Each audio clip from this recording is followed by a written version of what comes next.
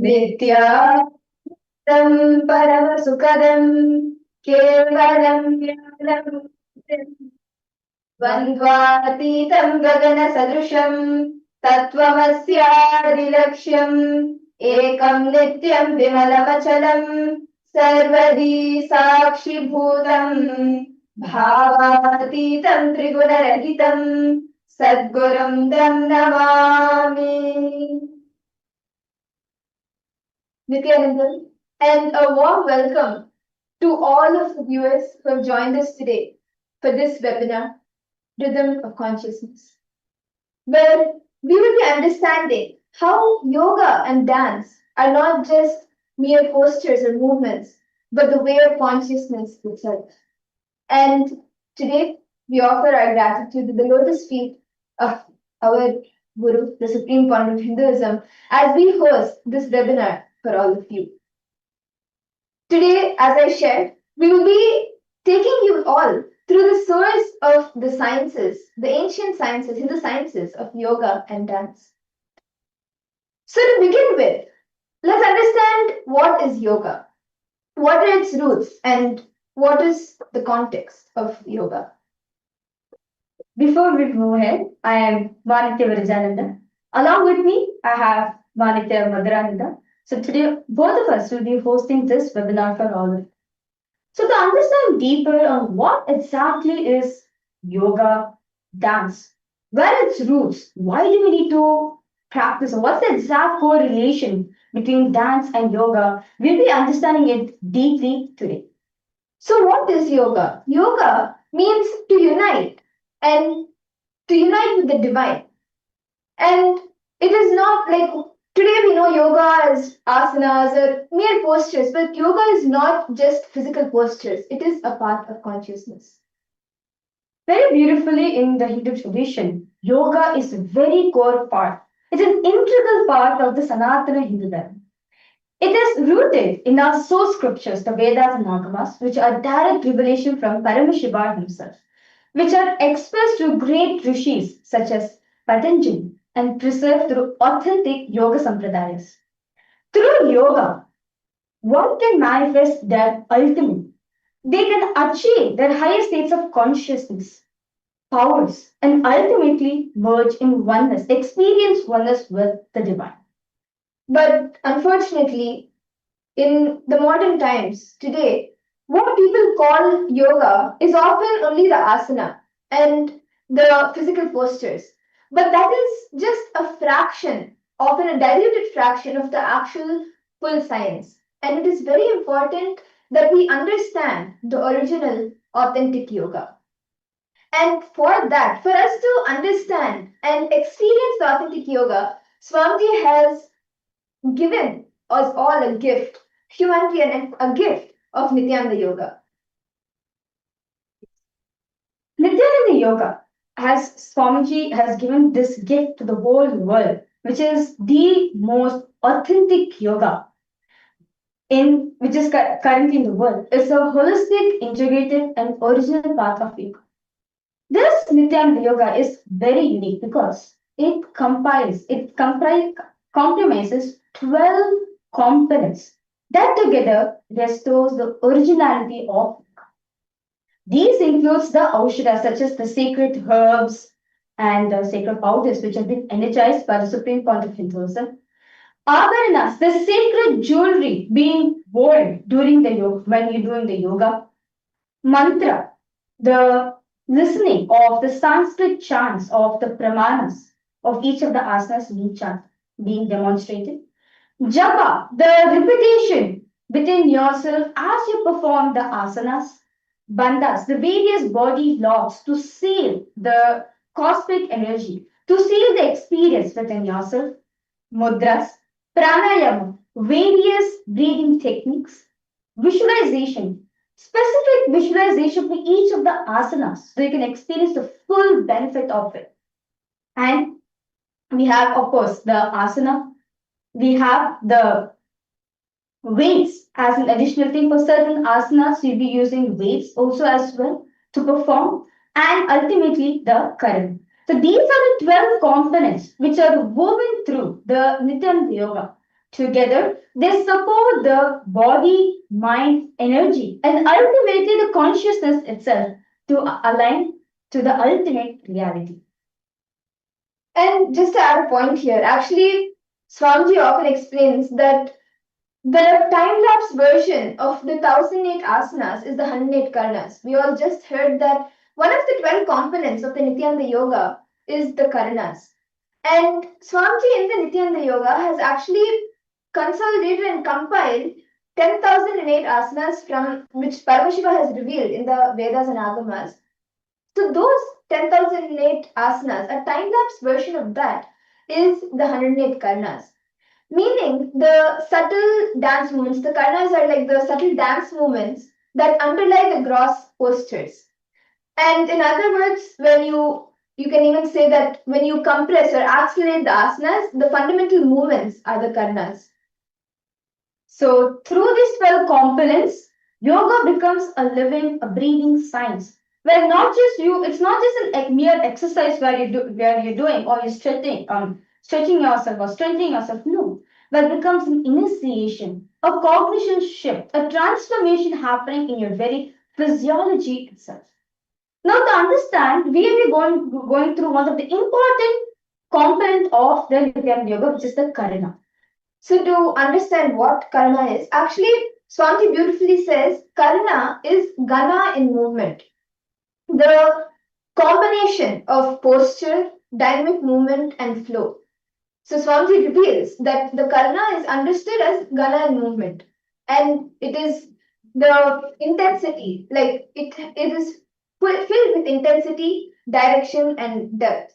So thus, while an asana is a static posture, karna is the dynamic dance between the postures and the subtle transitions and the flow. And it is the quantum movement of the body that is expressed with the consciousness. Want to take note over here, to also to understand more deeper what exactly happens, when you perform the karanas, especially in the Nithyananda Yoga. When one performs the karana, specific parts of the brain are being stimulated. The motor, proprioceptive, the neural center, coordinating the micro movements within your body. Because these karanas are designed in an intelligent geometrical sequence. They awaken the latent potential capacities within the brain, which is, all of us have the Kundalini Shakti, right, which is the dormant latent energy which has been sitting in each and every one of us. As the Supreme Court of Hinduism very beautifully reveals, that each breathing pattern, when it's been intensified through movement, electrocutes certain parts of your brain which lets you access the higher dimensions of the universe. Like, for example, when you do puja, if you just observe yourself when you're doing puja, it's like subtle breathing, right? Where it's not very intensified, no. It's very subtle, calm breathing pattern, which electrocutes certain parts of your brain, lets you to access the one of the dimension of the universe, which is the MahaParamashivoham. So, in short, Karana. When you perform the Karana, which are direct revelation of Paramashivam, which it is as intensified breathing pattern. So, which lets you to access certain parts of your brain, which electrocutes certain parts of your brain, which lets you to access the dimension of MahaKailasa. So, Karana is the dance of consciousness, which you experience within the body. But how are the karnas actually revealed? The karnas, these movements, the 108 movements that Paramashiva revealed, these are right now preserved in the Natya Shastra and on the temple walls. But originally it was revealed by Paramashiva to one of his ganas, Kandu, who revealed it to Bharata Muni, and Bharata Muni brought it down to Bhuloka to share it with the common mass. But unfortunately, over time, they got lost and they became diluted and remained only as carvings on the temple walls. But today, Swamiji has revealed them, re-revealed them, restored them, reviving them to as the original 108 Karnas, which is as what we had shared earlier, the time compressed version of the 1008 asanas that Swamiji has re-established. But here, what is that form of Paramashiva who revealed these 108 Karnas? To add on, The form of Paramashiva, which thus the 108, no, from which the 108 Karanas are being revealed, is Bhagavan Nataraja himself as the cosmic dancer. He performs the Ananda Tandava, the blissful dance, which is the rhythmic play of the cosmos itself. While he does the Ananda Tandava, the bliss dance, the blissful dance, he performs the Pancha Kritya or the five cosmic acts, which are Srishti, the creation, Sthiti, the sustenance, Samhara, rejuvenation, Trobhava, pulling you out of delusion, and Anugraha, liberation. So understand, as he does the Ananda Tandava, as he is doing the dance of this, he performs these five cosmic acts of the universe. Through this dance, the dimensions opens up, close, and the whole quantum fields pulsate. It is through this Ananda Tandava, what we know as cosmos, universe, space today is being manifested for all of us. And when we speak of the Ananda Tandava, we are not referring merely to an allegory or an artistic depiction or something that is in the metaphysical world. No, we are describing the very pulse of existence itself. Swamiji, the Supreme Pontiff of Hinduism, Bhagavan Nithyananda Paramashivoham, reveals and reminds us that the dance of Nataraja is not somewhere out there. It is it is not somewhere out there in the cosmos. It is happening within you as you because you are Paramashiva. It is this perpetual, blissful movement of consciousness. It is the rhythmic expansion and contraction through which the universe manifests, sustains, and rejuvenates.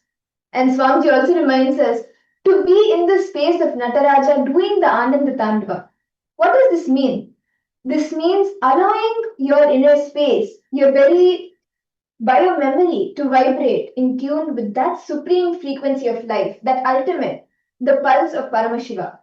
And when you are established in this rhythm, the rhythm of the consciousness, life ceases to be mechanical and becomes musical. Every thought, every breath, every action that you do starts to dance in alignment with that cosmic beat, with Paramashiva, with Nataraja.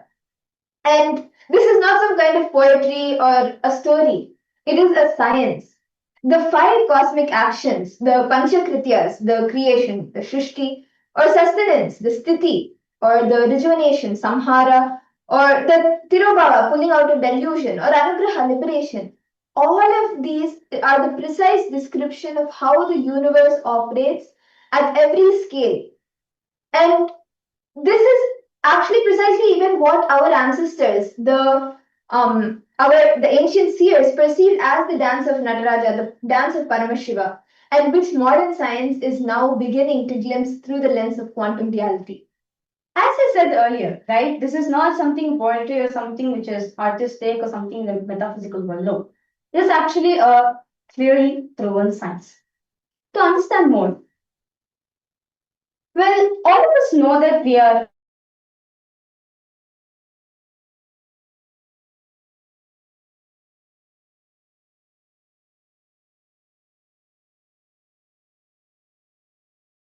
matter is made is from the atoms and molecules. So if we have to visualize the atoms and molecules, like in a textbook, what do we see? The tiny little solid balls which is being put on like various different combinations of um, elements put together.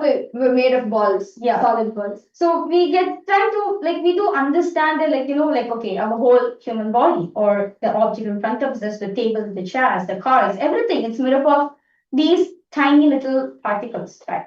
But we have to understand that physics today describes the universe not as a collection of solid separate objects, what we all know as the atoms and molecules. No, but as a vibration of quantum fields. The most fundamental reality is not matter. It's not something which is solid. No, it is a movement and energy, the consciousness in motion. According to quantum field theory, the entire universe is woven of invisible fields that are omnipresent, continuous, and alive. And what we term as particles are simply nothing but the simple ripples or the excitations of these fields, much like the rhythmic movements of Bhagwan's, which are the movements of Nataraja's cosmic dance. These ripples appear, interact, and dissolve, and it is nothing but the fields which are acting upon each other, which we call it as solid particles are actually um, attracting, talking to each other. So when these ripples appear, interact, and dissolve, it is nothing but the to understand the eternal cycle of creation, preservation, rejuvenation happening, manifesting at the same time, which perfectly mirrors to the Ananda Tandava of Bhagavan Nataraja. Moreover, modern science, after centuries of reductionism, has come to a full circle towards Sanatana Hindu Dharma always declares that cosmos is not made up of dead matter, but of the consciousness, which is intelligent vibration, which is alive, the Chit Shakti. Human beings, too, are not made up of static bodies. We are not static bodies, actually, but we are quantum fields of consciousness, which is ever fluctuating and interconnected with the cosmic field. The Supreme Fount of Hinduism has revealed that your body mind system is a conscious frequency field, a living quantum manifestation of Paramashiva's very own energy. Swamiji says that when Paramashiva was manifesting life, right? All he tried all sorts of combination. But human beings was not coming. So at the end, he put his whole energy into it, and that's how we are come from. So we need to understand that we are nothing but Paramashiva's own energy, vibrating within this human frame, within the body which each and every one of us are carrying. The more you align with the Ananda Tandava happening at the core of your existence, the more you experience the well-being, health, harmony, bliss in your life. You need to understand that you're not separate from the cosmic dance, but you are the dance itself. And to understand that is why even CERN, which is the world's leading centers for doing research on particles, enshrines a statue of Bhagwan Nataraja at its very entrance to recognize and accept the fact that the cosmic dance done by Bhagwan Nataraja represents the very essence of what modern science seeks to understand the continuous creation and transformation of energy, the rhythm of existence itself, manifesting in all of us.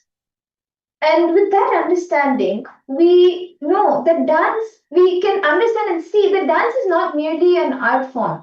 It is a way of consciousness, a way to achieve your ultimate, because you are a quantum field, you are Paramashiva.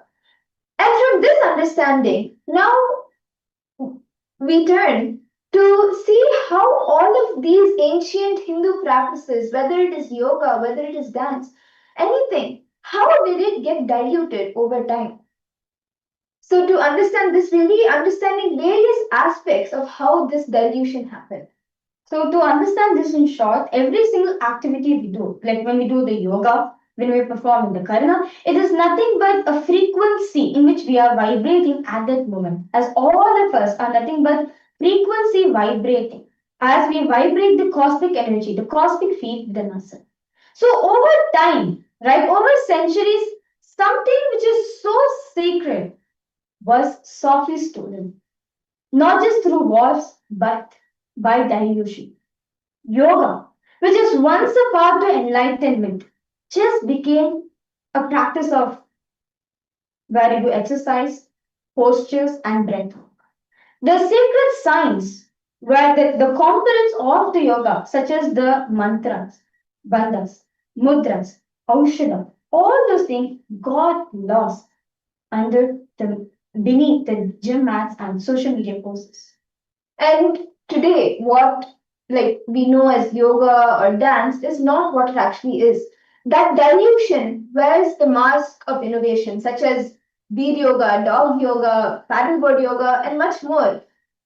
And all of these are gimmicks that make yoga a marketable trend. stripped of tapas, bhakti, and transcendence. And it is as if the sacred fire of yoga is replaced with scented candles. And Exactly. And that's why Swamiji has very beautifully says that customization does not need dilution. Yes, yoga can evolve, but never at the cost of its source. When you remove the components, when you remove the guru, when you remove the mantra, when you remove the energy component, what remains is just a shell, but there's nothing in it. Like, yes, for each and every one of us, right? Today, you, myself, you, all of the viewers. Yes, yoga can be customized for each and every one of us, but not losing its very own originality. And the same happened to Bharatanatyam as well. Once it was the dance of the cosmos. Paramashiva's Ananda Tandava embodied through every limb, every mudra, every moment, every mantra. A mudra was a mantra, every moment a yantra. But under the colonial rule, it was desacralized, sanitized, and aestheticized. From sacred offerings, it became stage performances. In the temples, the Rudrakanyas, the temple dancers used to offer their dance as a puja, as an offering. But today, from a sacred offering, it became just a stage performance and entertainment. True, actually. Like the Rudrakanya Sampradaya, where, where beings devote their whole life to offer to Paramashiva, where they decide to give up their whole life to serve Paramashiva, were vilified and erased by missionary narratives. The colonial and missionary project didn't just conquer land alone, they literally redefined our very civilization itself. They literally redefined the civilizational consciousness itself. What was so sacred for us, such as the yoga, the dance, all the sacred components, they turned with us superstition. And what was devotion? They took devotion and called this as decadence. And this is then over time you can see how the ancient practice, how the ancient civilization started become dilution. Today, as now all of us can see the current day reality, how the dance, yoga, how it's been practiced. It being stripped of its original roots. And unfortunately, now, in a strange twist, we see even attempts to Christianize Bharatanatyam, remove the Hindu deities, replace them with biblical stories, and erase the temple origins. Schools abroad teach Bharatanatyam without religion. But how is that possible? Because, I mean, you cannot change the religion of Bharatanatyam or any Hindu dance form which has originated from the Natya Shastra or from the 108 Karnas which Paramashiva revealed, because all of this has actually already been carved and preserved in the source scriptures of Hinduism and carved on the temple walls. Like if you go to like most of the temples in all over India, Right. especially like temples like the Brihadishvara temple or the Chidambaram temple, all of these temples have the 108 karnas carved on the temple walls. Even all the different hand movements, the hand gestures, the hastas, the charis, the leg movements, everything is carved on the temple walls and it is preserved in the Natya Shastra, in the Abhinaya Darpana, and many scriptural Hindu books and scriptures. So schools teaching it abroad, like schools abroad teaching Bharatanatyam without a religion, it is as if its soul was optional, and it is like removing the soul from the art itself. And same thing happened even for yoga as well, where they say that yoga has no connection to Hinduism, but actually yoga originated. It came from Hinduism itself. So to understand, this is the civilizational colonization that has never ended and still continue to exist. The attempt to digest or secularize Hindu knowledge system until nothing remains at all. And this is the supreme form of Hinduism says, and this is how dharma is being destroyed. And we can see it's not just by enemies, like not just the intruders, invaders coming from outside and invading us. No, not just that alone, but it's also from within us where we forget the root, the originality of these sacred senses. And we can see today, in the current day, how yoga is being practiced, how the dance is being taught. And when these ancient sciences, the Hindu sciences, all of these great sciences that directly lead you to enlightenment, when all of these started getting diluted, it was high time that all of these sciences, it was in a dire need for revival. And it was high time that Paramashiva comes down. That and with his utmost compassion, Paramashiva has come down yet again to revive all of these sciences. And Paramashiva himself has come down as the supreme point of Hinduism, Bhagavan Nithyananda Paramashivam, to revive these sciences. And Swamiji, Bhagavan Nithyananda Paramashivam, the supreme point of Hinduism, Bhagavan Nithyananda Paramashivam has revived the original yoga, the authentic yoga, and Bharatanatyam as living, breathing spiritual sciences. And from the 1008 asanas, like in the Nityananda Yoga that Swamiji has revived, Swamiji has consolidated 1008 asanas as we had shared earlier. And in this, Swamiji has also incorporated the 108 karnas, reviving the 108 karnas as well. And this um, integration of the 108 karnas and the yogasanas reunite yoga and dance as one continuum of consciousness. Yoga is once again being restored to its full sacred spectrum from dance to from asana to samadhi, and from mudra to mantra, from physiology to pure consciousness. Indeed, the Supreme Court of Hinduism is not just teaching yoga alone, he is reviving the whole science. He is giving light. He is taking all the lost science of Hinduism, Swamiji is reviving it.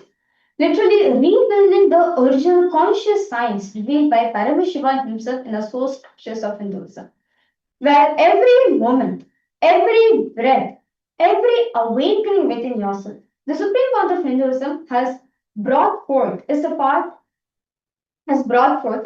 of the great assembly of Enlightenment sciences.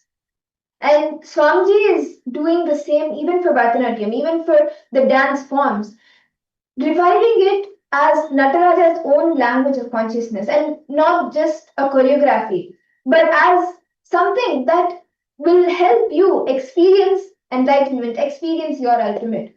And in all Swamiji's temples, once again, dance is being offered as a puja, not as an entertainment or a stage performance, but as an offering to the divine for the divine to manifest through you. And movement is once again becoming meditation. When yoga and dance reunite to their original purpose, they cease to be an art or exercise. They become the Ananda Tandava itself, where the rhythm of cosmos vibrating the cosmic frequency through the human body. And actually, that's the essence itself. Like, that's the true essence to reclaim not just the form, but the spirit itself. And that's what Swamiji is doing. Swamiji is not just teaching us the asanas or teaching us the steps of the dance. No, Swamiji is reviving every single aspect of the yoga, whether it is the asana, like the asana itself, the posture, or the breathing technique to do along with it, the visualization to hold. What do you need to wear when you're doing the yoga? The abharana, the rudraksha, or the different aushadas, the turmeric, basma, all of that. Every single aspect Swamiji is reviving. And to stop, like just to stop, but not to just stop performing spirituality, but to start living it again. Because yoga is not what the body does. It is what the consciousness, how the consciousness is acting upon you. And Bharatanatyam is not it's not about how you move the feet. No, it's about how Paramashiva dance within you. How it is all about how you are radiating, you are vibrating with that cosmic fields. For this monumental work, for this the amount of revival work Swamiji has done, Swamiji, the Supreme Point of Hinduism, received the recognition of both the Guinness World Records and the Asia Book of Records for conducting the largest and the most authentic yoga demonstration, where reviving yoga as it was originally revealed by Paramashiva, which is not misinterpreted, which is not reinterpreted by the West.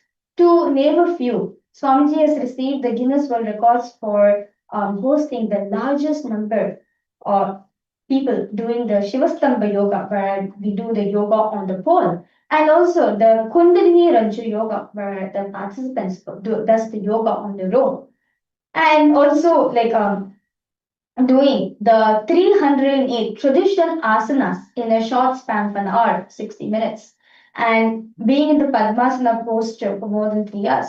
To name a few of all the various different records Swamiji has received for the amount of revival work Swamiji has done. And actually, Swamiji has also revived the Rudrakanya Sampradaya, the lineage or the Sampradaya of females, the order of females who actually preserve and teach these sciences to the world. And like actually the Rudrakanya Sampradaya, they have all of them, they preserve these sciences. And actually Swamiji, even in the Kailasa's Nithyananda the Nithyananda Yoga that Swamiji has gifted to humanity, as we had shared earlier, Swamiji has integrated these 108 Karnas as one of the main 12 components, the 12 sacred components of the yoga, reviving not only the movements but the very state, space, and powers of Paramashiva that they express.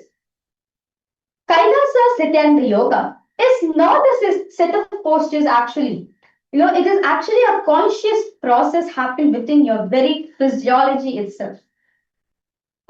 Which is a compilation of 1008 traditional asanas, the science to raise one's frequency to manifest the higher frequency, the frequency of Paramashiva through which you can vibrate and experience in your very physiology itself.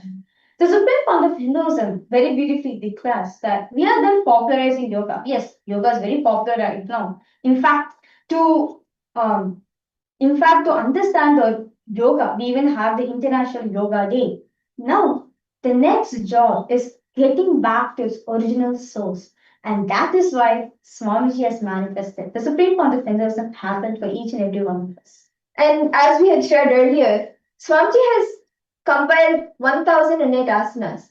Now, to break it down more for all of us, Swamiji has even broken it down to smaller vinyasa kramas or you get various different levels and small they're divided into small parts like 108 asanas, 308 asanas, and 508 asanas, and more.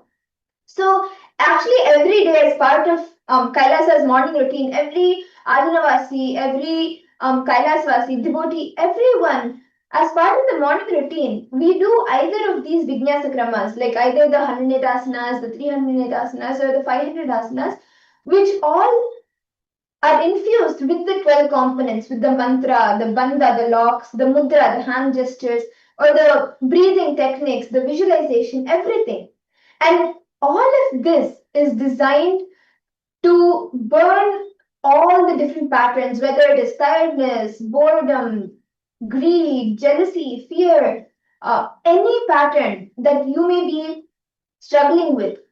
All of these asanas, these vinyasa kramas, are designed to burn those patterns, awaken the Kundalini Shakti, and establish the deep inner completion within you. And it's not a workout, it becomes a worship actually.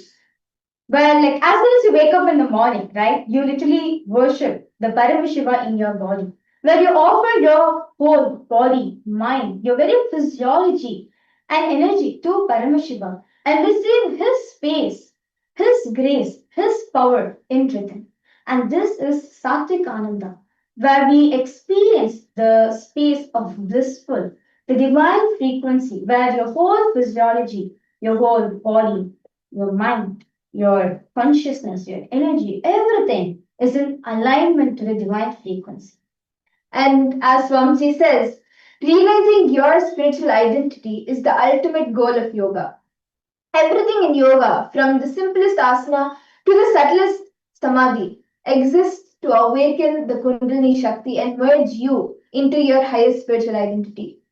And through yoga, through dance, by doing the 108 karnas or the yoga practices, every single movement that you do, every single breath that you take, every single visualization that you have makes you understand that you are Paramashiva and you can manifest your ultimate.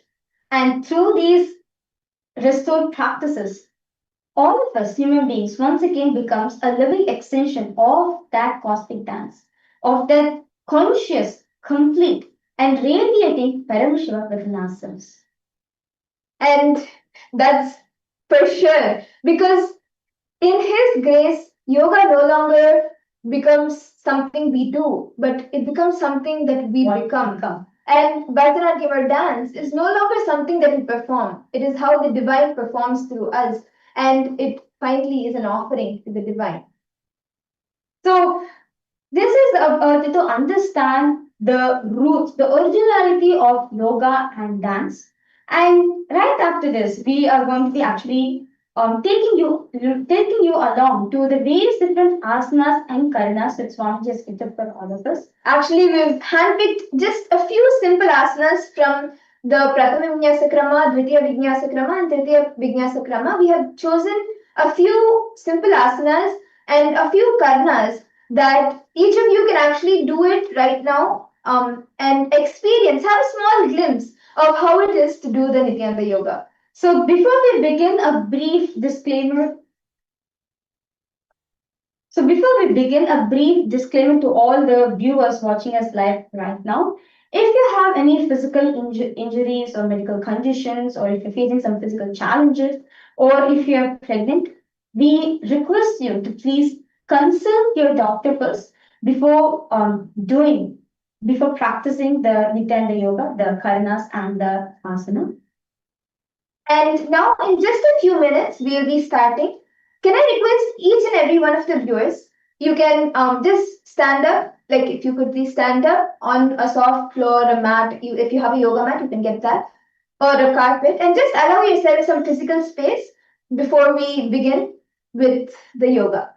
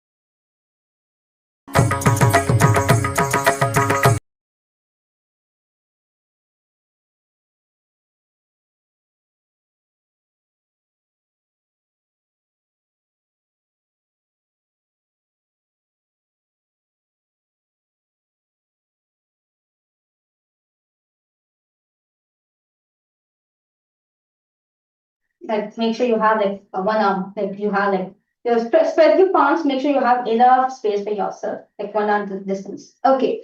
So now let's begin with some grounding breaths. Let's just take a few inhalations and exhalations. Can I request each of you to stand with your feet hip width apart, knees soft, inhale deeply, clear nose and exhale fully. 2, 3 times, inhale and exhale.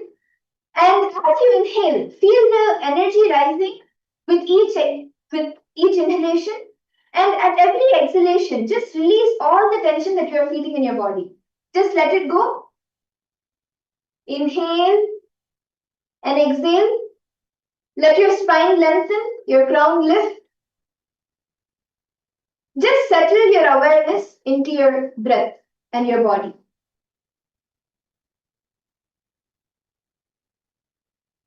Just relax yourself completely. Yes. And now we will be entering into the first asana, which is from the Pratama Vinyasa Krama, which is the Mahamudrasana. So basically, what all of you are going to be doing is actually it's taken from the Pratama Vinyasa Krama. So I request all of you to please sit on your mats. And what all of you are going to be doing, all of you are going to be stretching your legs in front of you. Okay. So you sit with your legs stretched in front of you and your toes are pointing up.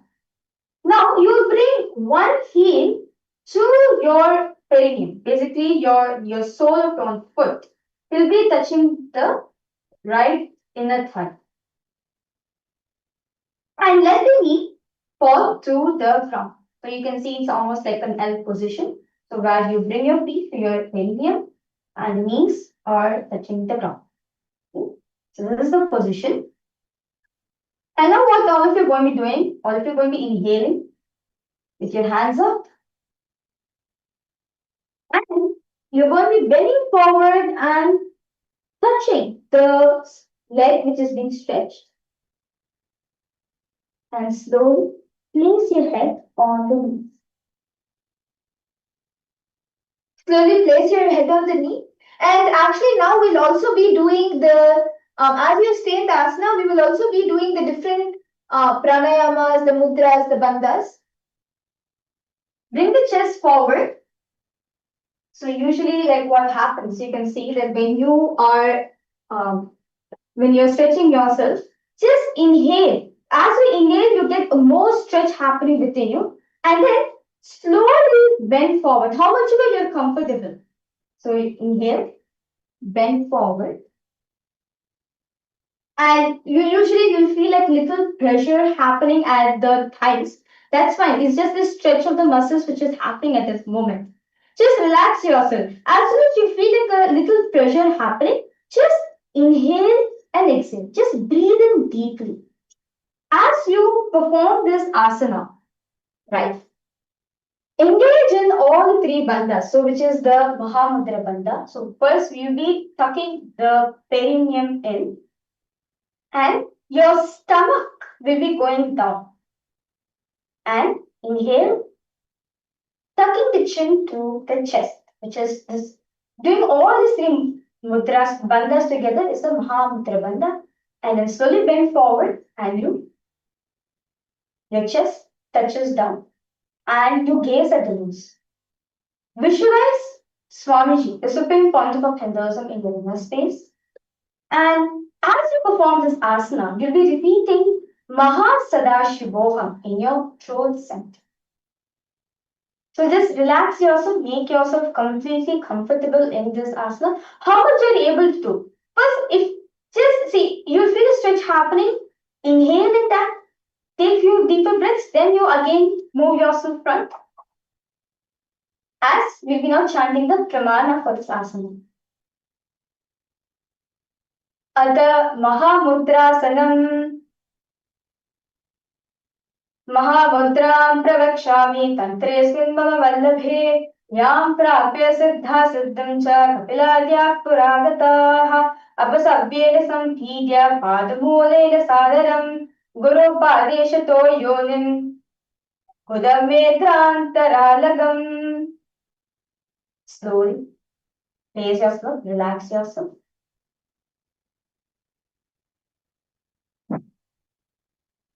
And now we'll be entering into the second asana. I hope each of you are able to feel the stretch. And now we'll be entering into the second asana from the Dvitiya Vinyasa Krama. So this is also a simple asana. It's called Ushtrasana, and it also translates to it's actually Ushtrasana too. So what you'll be doing is you'll be going on your knees.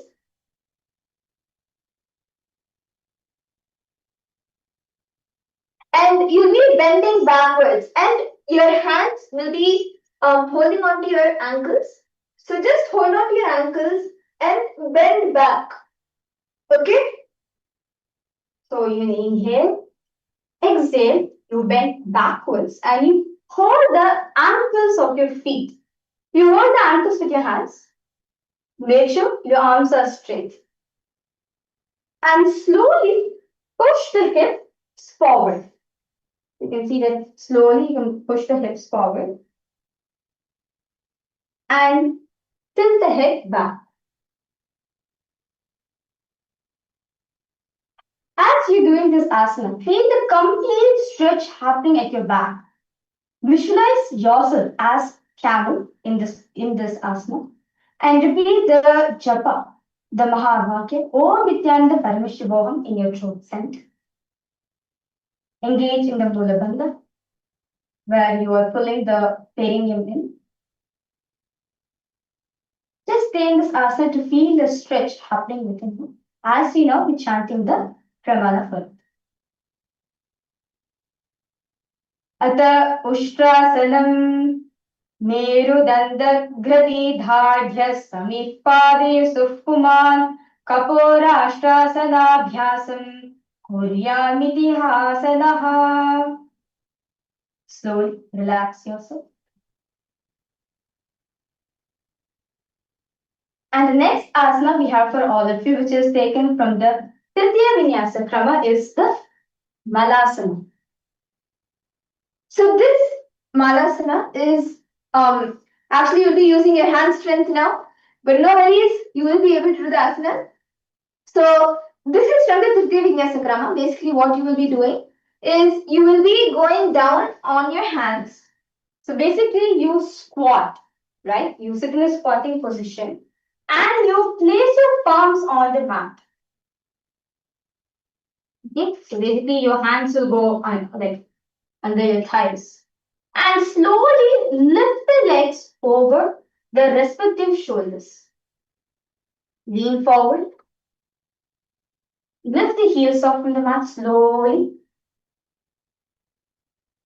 As much as you can straighten your legs, straighten your legs and balance your legs, your thighs on your arms.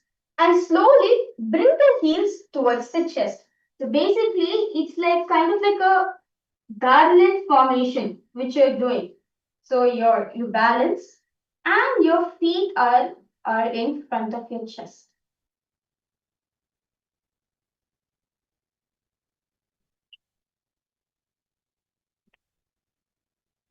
As you do the asana, visualize yourself as a garland. Keep your gaze straight.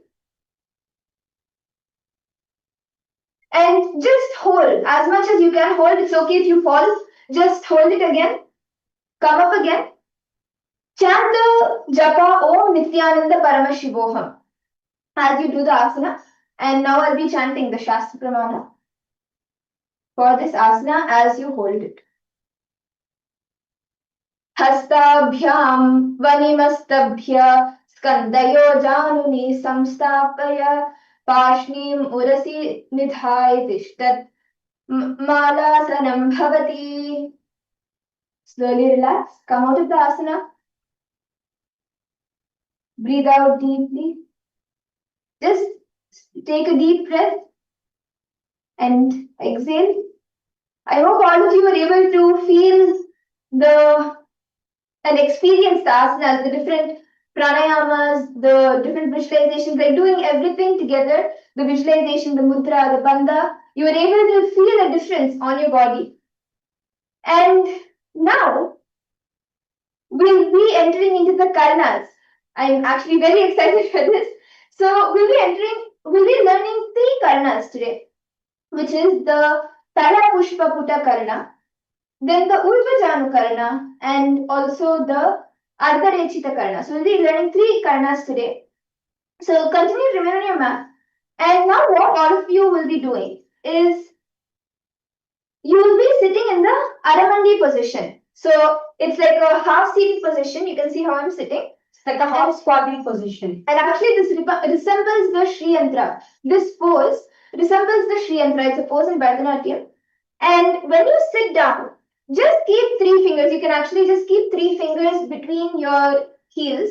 Make sure that distance is there. It's not fully touching or even too wide apart. Just make sure there is like about 3 finger distance here. Now, the first karna that we will be doing is the Tala Pushpa Puta Karna, which is like you can say you're maybe offering flowers. So hold your hands like this in front of your heart. You'll be holding it, and you can get up for now. Let's first do the hands. You can stand up. Let's do the hands first, and then the legs. So hold your hands in front of you. Make sure your elbows are up, shoulders are relaxed, and we'll be doing it at a count of 4. So 1, 2, 3, 4. 1, 2, 3, 4. So as much as possible, don't bend from the front, but bend from the side and turn slightly. And when you come to the side, sort of offer the flowers. Okay? So it will be 1, 2, 3, 4, and 1, 2, 3, 4. Now the legs along with this will be 1, 2, 3, 4. 1, 2, 3, 4. It's simple. Just you lift, place your toes, and then drop your heel. Lift, place your toes, drop your heel. Okay, so let's all start. Just do it with me a few times at the count of 4, and then we'll also do it with music. Okay, ready? Let's do it at the count of 4, maybe 3 times, and then we'll do it with music as well. So you sit in the Aramandi position and like to have the hands and the Tala Pushpa, actually this is the Tala Pushpa, the mudra, right? Hasta. So make sure your elbows are up, shoulders are relaxed, and make sure your back is straight. Sometimes when you go into a half squat position, sometimes your body may fall front. Just as much as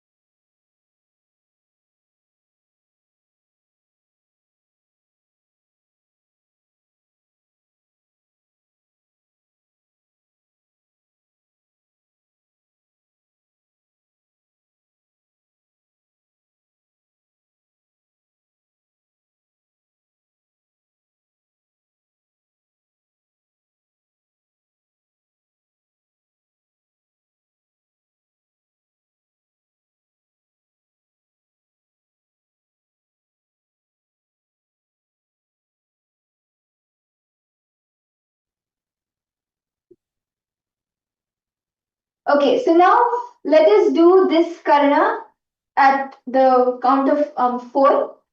So let's start. 1, 2, 3, 4. That's a 1, 2, 3, 4. 1, 2, 3, 4. Make sure your hands are down and offering the flowers. 1, 2, 3, 4. 1, 2, 3, 4. 1, 2, 3, 4. 1, 2, 3, 4. Okay, now let's do it with music.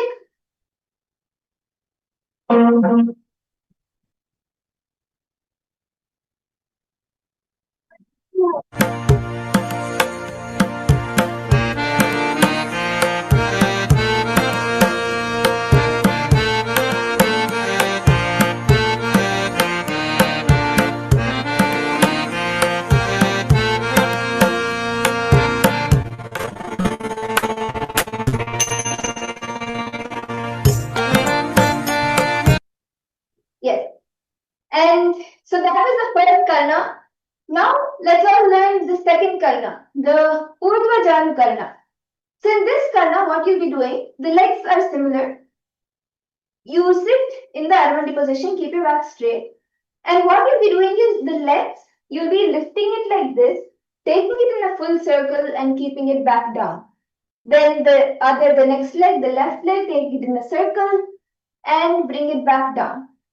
Take it in a circle, bring it back down. Now left leg, take it up in a circle and bring it down. Now for the hands, it will be in this position. This is called the Dola Hasta. So you'll have it here at the chest level, and you'll bring it up like that and put it down. As your legs move, even your hands will move. So the hands move like this. 1, 2, 3, 4. And again 1, 2, 3, 4. 1, 2, 3, 4. Make sure your hands are up and your shoulders are relaxed. And also put this hand a little down, let it fall down. Okay? So let's do this now at the count of 4 a few times and then do it with music. 1, 2, 3, 4. 1, 2, 3, 4. 1, 2, 3, 4. 1, 2, 3, 4.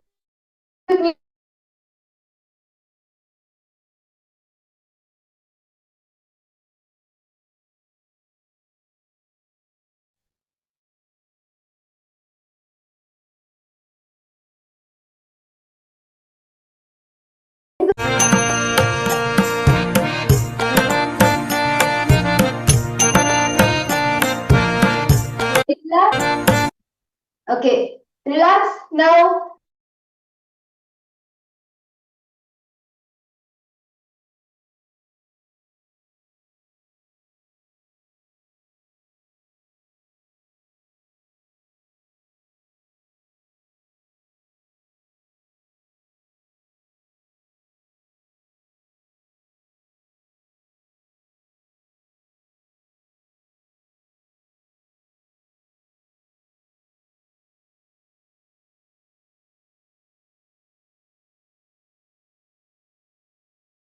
Second karna that we all just did, which is the Urdhva karna. And now we will be learning the third karna, which is the Ardharechita karna. So now what you'll be doing is there's a slight variation of the main position of the legs. First, you sit in the Aravandi position, the half squat position with the 3 finger gap. And now one leg, let's do it the right leg first. Place the right leg, big toe, behind the left toe, the left pinky, the pinky toe, the small finger. Place it there. So it will be like a cross. This is called the swastika position, the swastika pose. So keep your legs like this. And what we'll be doing is your hands will be like this in front of you. And it's like a sway. 1, 2, 3, 4. 1, 2, 3, 4. Now in the second time when you do like 1, 2, 3, 4. 1, 2. Here you come to 3 and you stand up in front of, when your hand is in front of your nose, you stand up, come into the straight position, which is called as Stanaka Mandala or the Samapada, and bring your hand down in Dola Hasta, this hand pose, for the fourth count. So let's try that again once on the right side, and the same will be repeated on the left. So keep your legs back behind, Make sure your hands are lifted. Sit in the swastika pose. See, this big toe needs to be behind the small finger. And keep your back straight. Now let's sway the hand. 1, 2, 3, 4. 1, 2, 3, 4. Okay, now the same thing on the left side. So sit in the Aramati position. Now you'll be placing the left leg behind the right. 1, 2, 3, 4. 1, 2, 3, 4. Okay, let's do that maybe 2 times and then with music. Right side first. 1, 2, 3, 4. 1, 2, 3, 4. Now left. 1, 2, 3, 4. 1, 2, 3, 4. Again right. 1, 2, 3, 4. 1, 2, 3, 4. 1, 2, 3, 4. Now let's do with music.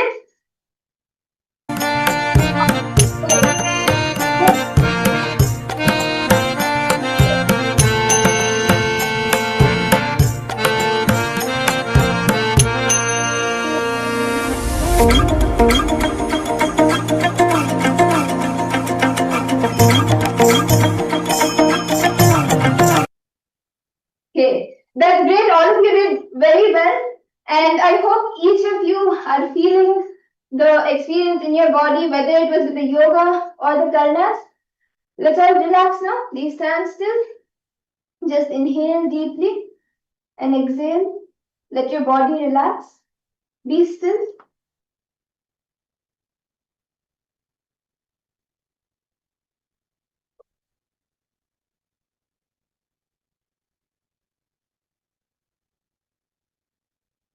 Now slowly start moving your fingers, moving your toes, and relax your body. And yes, I hope that's just a glimpse of the Nithyananda yoga, how the authentic yoga and the karanas being intertwined in the Nithyananda yoga action. And now with that, actually, for this amazing gift that Swamiji has given for humanity and for us, especially after experiencing it, we want to offer our heartfelt gratitude at the lotus feet of our Guru, the Supreme Pontiff of Hinduism, with a small dance at his feet as an offering to him. So now we'll be offering our deepfelt gratitude to the Supreme Pontiff of Hinduism.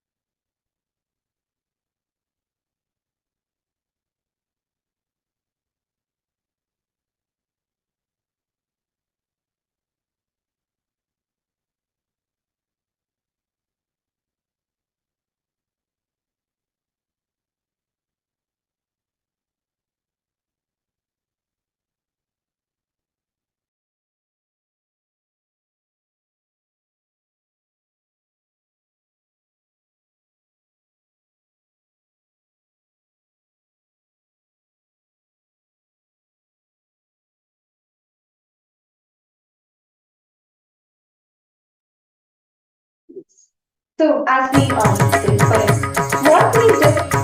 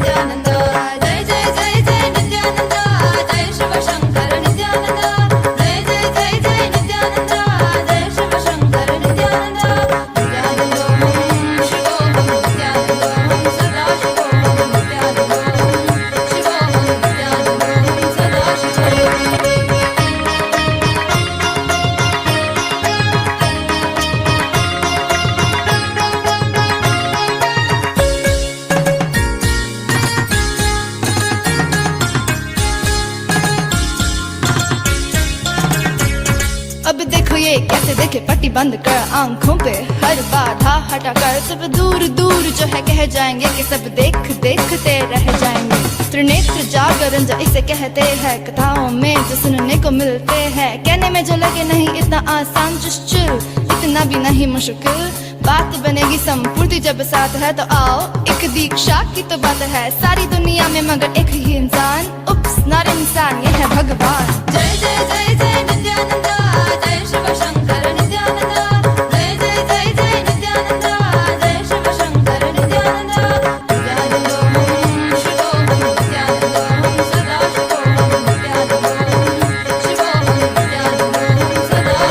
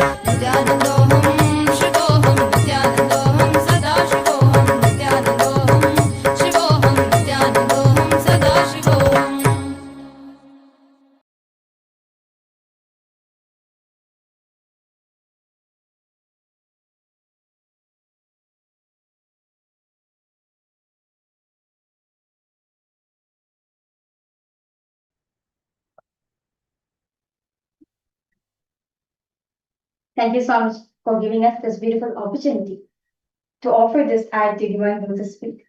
And this, throughout this whole webinar, all of us learn the journey of the authentic yoga and dance, what it is actually and who we are, and what our highest intention, our ultimate goal to vibrate ourselves in that highest frequency of the cosmos.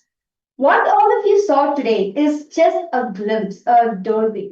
We invite each and every one of the viewers watching us live right now to join us for the Paramashiva Sena program, which is happening free of cost, which is absolutely completely free, where you can dive deeper into the original part of yoga, where you learn all the 108, where you learn the karanas, where literally when you attend the Paramashiva Sena program, you'll be guided with you'll be guided during each of the asanas to actually help you to perform the asanas traditionally what Paramashiva says in the source scriptures. Our guided acharyas will be helping you to do it. And if you are not able to make it for the program, we have every day 7 a.m. Eastern Standard Time in across all the time zones. You can tune in and watch the Nithyananda Yoga happening live, where again the acharyas will come live and they'll be teaching you, where they'll be guiding you to do each of the asanas in the Nithyananda Yoga. So every day in Nithyananda Yoga channel, the YouTube channel, every day 7 a.m. Eastern Standard Time, the yoga is live. You can tune in, watch and follow and do all the learn the yoga, do it, practice it in your day-to-day life and experience the benefit on your body, your mind and your overall wellness. And do not forget to attend the Paramashiva Sena program because you will be personally guided for every single step, every single part, every single component. And as you are also going to be following along doing the Nithyananda Yoga, right? We request you just this one time thing alone to do. That make sure you give this also to your near and dear ones. Let them also experience this beautiful gift that Swamiji has given for the humanity. And with that, we thank each and every one of you for joining us today. And experiencing, just having a glimpse of the yoga and dance, what these ancient sciences are. And we invite each and every one of you again to come attend the program, experience these sciences. And with that, we will now be concluding this webinar with the Purna Mantra, offering our grateful gratitude at the divine lotus feet of Supreme Fount of India. Om Purnamada Purnamidam Purnat Purnamudachyate Purnasya Purnamadaya Purnamevavashishyate Om Shanti Shanti Shanti Hari Om Tat Sat Sarvam Bhagavat Shri Nithyananda Paramashiva Padukar Pranamastu Om Nithyanandam. Nithyanandam. Thank you, everyone. Nithyananda.